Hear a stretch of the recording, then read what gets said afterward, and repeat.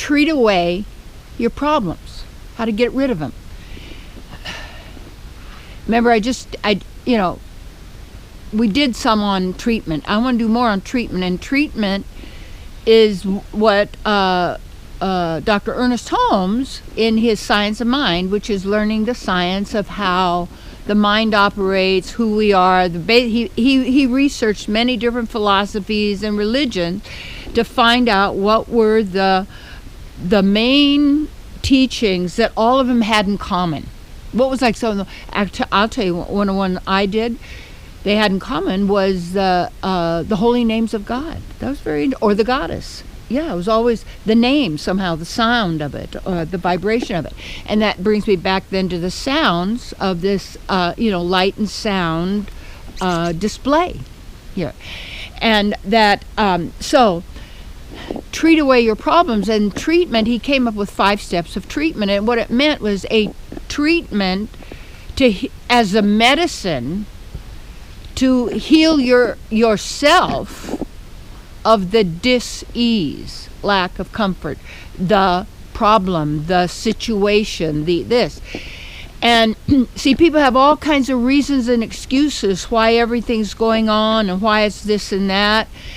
And they always want to blame something on the outside. Well, yes, because our people can inject things into your physical body, or what's going on almost all of the time is this hypnotic trance of duality that keeps us focused always on the outside, and therefore allowing outer situations then to control our emotions. And as according to the Vedas, our nature, Satchitananda Vigraha, means we're made of our nature, and not the totality, but our nature is consciousness, eternity, consciousness, bliss, and a form that we express through, because we have a spiritual body.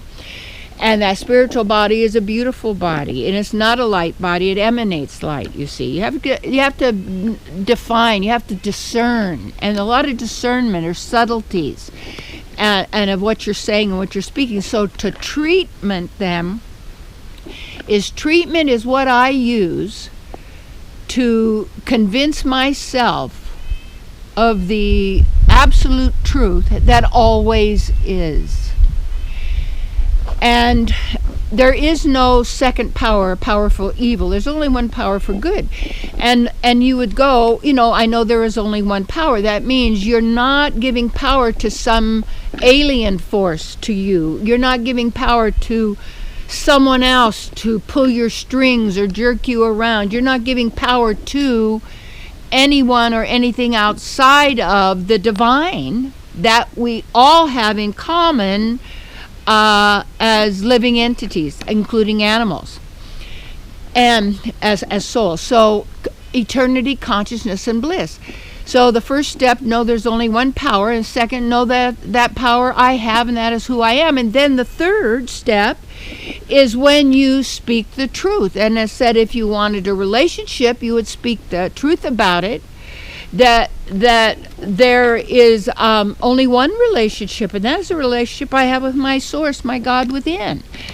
And affirming and knowing who you are, and then affirming that obviously that they say there's about 7,000 mates you could have in the world somehow that would be really good partner with you. That's quite a few, that's okay. But you got to be a partner with yourself, because otherwise, if you think something's missing, and so most people, they're praying because they think something's missing. They're trying to affirm something because they think if they affirm it, they will make it happen. No, you want to get as Emerson said, the American philosopher, get your bloated nothingness out of the way. That means get rid of your excuses and your reasons and all of this that you have given to the situation to make it real and solid, and that's the way it is. So treatment them, and how you can have constant treatment in your life, so that, because I had one of my students in my Grand Master program we were talking about, and he said, well, how do I get, he says, what do you do? It says, do I have to just keep being conscious and alert? And I said, absolutely. You have to be vigilant.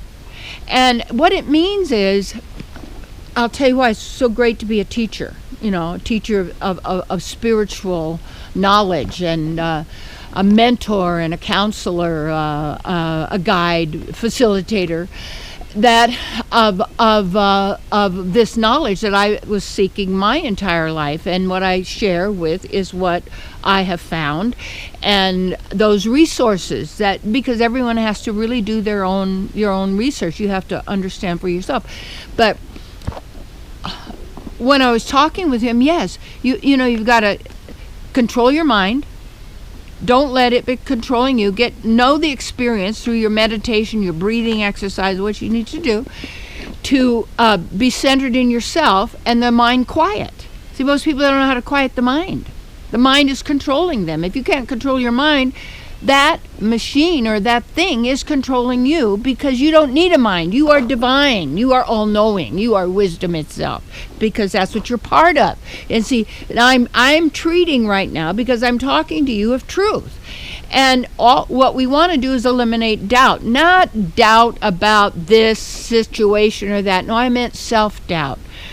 And self-doubt has nothing to do with the thinking process. It's everything about the knowing situation. So when you treat yourself when you tell the truth about something, the problem goes away, because you're not creating the problem any longer. You're not giving your power to it, but you have to agree with the treatment for it to work.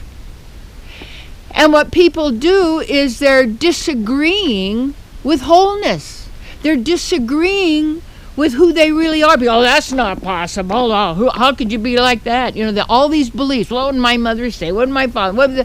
Everything's held in place by people basically policing on themselves and each other to make sure we all conform and we all stay this ignorant mass of the glob and the blob, and then screaming and yelling on the ride that they're generating. So, hey, treat it. That means know the truth, and then let go and let God, and be grateful. More later.